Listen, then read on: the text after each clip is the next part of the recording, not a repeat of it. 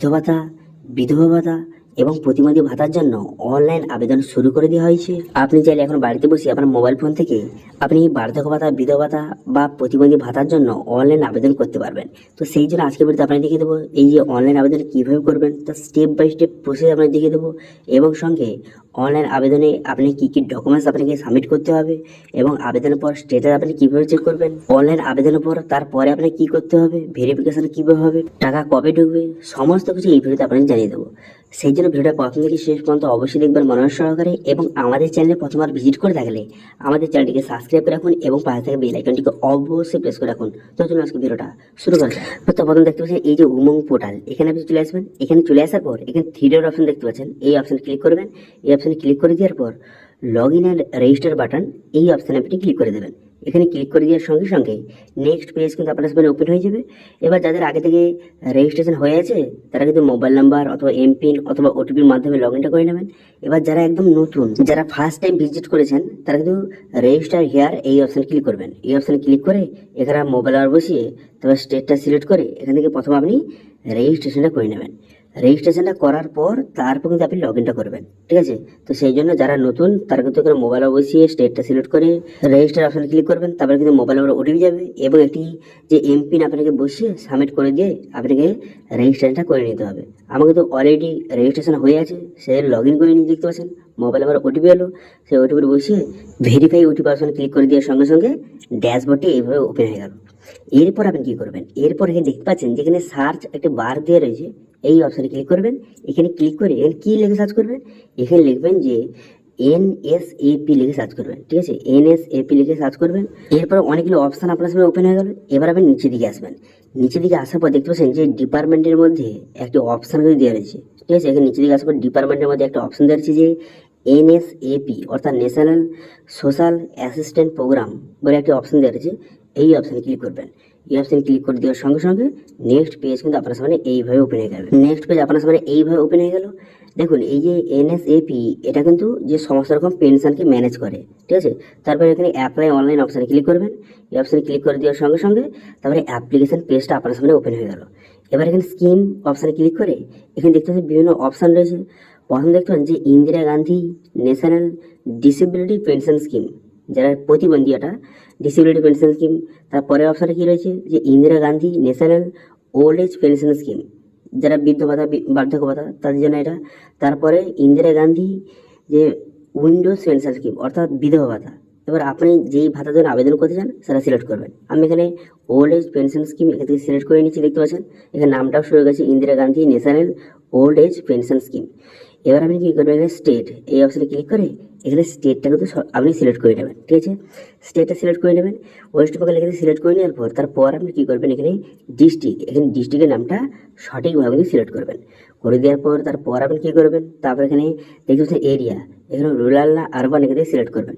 যারা গ্রামে বসবাস করেন তারা রুরাল সিলেক্ট করবেন, যারা শহরে বাস করেন তারা আরবান সিলেক্ট করবেন। এবার যদি রুরাল আপনি সিলেক্ট করে থাকেন সেক্ষেত্রে কিন্তু আপনার যে সাব ডিস্ট্রিক্ট সিলেক্ট করবেন। করে দেওয়ার পর তারপরে গ্রাম পঞ্চায়েত, আপনার গ্রাম পঞ্চায়েতের নামটা সিলেক্ট করবেন। করে দেওয়ার পর ভিলেজ, এখানে ভিলেজের নামটা আপনি সিলেক্ট করবেন। ভিলেজের নামটা সিলেক্ট করে নেওয়ার পর তারপরে হ্যাবিটেশন, এখানে হ্যাবিটেশনটা সিলেক্ট করবেন, অর্থাৎ যে আপনার পাড়া রয়েছে আর কি সেটা সিলেক্ট করবেন। তারপরে আপনি খুবই গুরুত্বপূর্ণ এখানে দেখতে পাচ্ছেন যে নাম, এখানে আপনার নামটা সঠিকভাবে বসিয়ে দেবেন। তারপরে কী করবেন, আমার বাবার নাম, এখানে আপনার বাবার নামটা বসিয়ে দেবেন। বসিয়ে দেওয়ার পর তারপর দেখতে পাচ্ছেন এখানে জেন্ডার, এখানে জেন্ডারটা সিলেক্ট করতে হবে। সেই জন্য এখানে মেল ফিমেল সিলেক্ট করে নেবেন জেন্ডারটা। তারপরে এখানে ডেট অফ বার্থ, এখানে ডেট অফ বার্থটা সঠিকভাবে এখান থেকে আপনি সিলেক্ট কিন্তু করে নেবেন। এবার ডেট অফ বার্থটা সিলেক্ট করে নেওয়ার সঙ্গে সঙ্গে এখানে আপনার কত বয়স এখানে কিন্তু অটোমেটিক শো হয়ে গেল, দেখতে পাচ্ছেন ডেট অফ বার্থ সিলেক্ট করার সঙ্গে সঙ্গে কত বয়স হয়ে গেল। এরপরে কী করবেন, এখানে কাস্ট, এখানে কাস্ট সিলেক্ট করবেন যে এসসি এসটি জেনারেল যেটা হয়ে গেছে সেটা, ওবিসি যেটা হয়ে গেছে সেটা আপনি এখান থেকে সিলেক্ট করবেন। করে দেওয়ার পর তারপরে অ্যাড্রেস, এখানে আপনারা পুরো অ্যাড্রেসটা সঠিকভাবে বসিয়ে দেবেন এবং পিনকোডটা বসিয়ে নেক্সট বাটনে ক্লিক করবেন। নেক্সট বাটনে ক্লিক করে দেওয়ার সঙ্গে সঙ্গে তারপরে অ্যাকাউন্ট ডিটেলস আপনাকে বসাতে হবে। সেটা কী করবেন, এখানে বেনিফিশিয়ারি নাম্বার যদি থেকে থাকে আপনি বসাবেন, নাহলে ছেড়ে দেবেন, ঠিক আছে? এটা কোনো বসানোর দরকার নেই, ছেড়ে দেবেন। তারপর আপনি কী করবেন, এখানে আমার মোবাইল নাম্বার, এখানে আপনার মোবাইল নাম্বারটা বসিয়ে দেবেন। বসিয়ে নেওয়ার পর পেমেন্ট মুড এই অপশানে ক্লিক করে এখানে কি আপনি কী করবেন, এখানে ব্যাঙ্ক অ্যাকাউন্ট কিন্তু সিলেক্ট করবেন, ঠিক আছে? ব্যাঙ্ক অ্যাকাউন্টটা সিলেক্ট করবেন। ব্যাঙ্ক অ্যাকাউন্ট সিলেক্ট করে নেওয়ার সঙ্গে সঙ্গে এবার কিন্তু অ্যাকাউন্ট ডিটেলস আপনাকে বসাতে হবে। ঠিক আছে।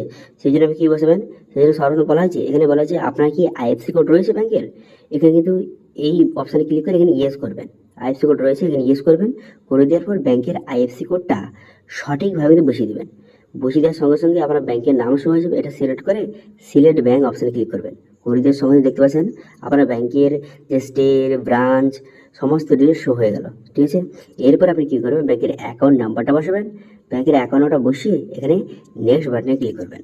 নেক্সট বাটনে ক্লিক করে দিয়ে সঙ্গে সঙ্গে নেক্সট পেজ কিন্তু ওপেন হয়ে গেল। এবার আধার ভেরিফিকেশন পেজ কিন্তু আপনাকে নিয়ে চলে এলো। সেই জন্য আপনি কী করবেন, সেই জন্য আধার কার্ডে যে নামটা রয়েছে সেই নামটা বসিয়ে দেবেন। বসিয়ে এখানে আধার কার্ডের নাম্বারটা এখানে বসিয়ে দেবেন। বসিয়ে দেওয়ার পর এখানে বলা হয়েছে যে আপলোড ফটো, এখানে কি ফটো বসাবেন, এখানে তো আপনার ফটো, পাসপোর্ট সাইজের ফটো, আপনার একটি ফটো এখানে কিন্তু আপলোড করে দেবেন 50 কেবির মধ্যে। এখানে কিন্তু ডকুমেন্টসের কথা বলা হয়নি, এখানে আপনার ফটোর কথা বলা হয়েছে। ঠিক আছে, আপনার ফটোটা এখানে আপলোড করে তারপর আপনি কী করবেন, এখানে সমস্ত ডিটেলস যখন বসানো হয়ে যাবে তারপর আপনি কী করবেন, এখানে প্রিভিউ অপশানে ক্লিক করবেন। প্রিভিউ অপশানে ক্লিক করে দেওয়ার সঙ্গে সঙ্গে পুরো পিভিটা কিন্তু আপনার সামনে শো হয়ে যাবে। পুরো পিভিটা শো হয়ে যাওয়ার পর তারা ভালো করে পুরো পিভিটা দেখে নেবেন। পুরো পিভিটা দেখে নেওয়ার পর তারপর দেখতে পাচ্ছেন এখানে আমার ফটোটা শো হয়ে গেছে। এবার আপনি কী করবেন, এখানে সাবমিট বাটনে ক্লিক করবেন। এখানে সাবমিট বাটনে ক্লিক করে দেওয়ার পর তারপর আপনি কী করবেন, এখানে দেখতে পাচ্ছেন নিচে একটা অপশান দেওয়া আছে যে সাবমিট বাটন, এই সাবমিট বাটনে এখানে ক্লিক করে দেবেন। এখানে ক্লিক করে দেওয়ার সঙ্গে সঙ্গে আপনার অ্যাপ্লিকেশানটা সাকসেসফুলভাবে সাবমিট হয়ে যাবে এবং একটি অ্যাপ্লিকেশান নাম্বার প্রোভাইড করবে। এবার সেটা দিয়ে স্ট্যাটাস চেক করতে পারবেন। স্ট্যাটাস চেক করার জন্য ভিউ বেনিফিশিয়ারি পেমেন্ট স্ট্যাটাস অপশানে ক্লিক করে এখানে আপনার অ্যাপ্লিকেশন নাম্বার বসিয়ে এখান থেকে আপনি স্ট্যাটাস কিন্তু চেক করতে পারবেন। ঠিক আছে, এবার মেন কথা হলো আপনি অ্যাপ্লিকেশন করে দিলেন, এরপর কিন্তু আপনার ডকুমেন্টস ভেরিফিকেশন হবে।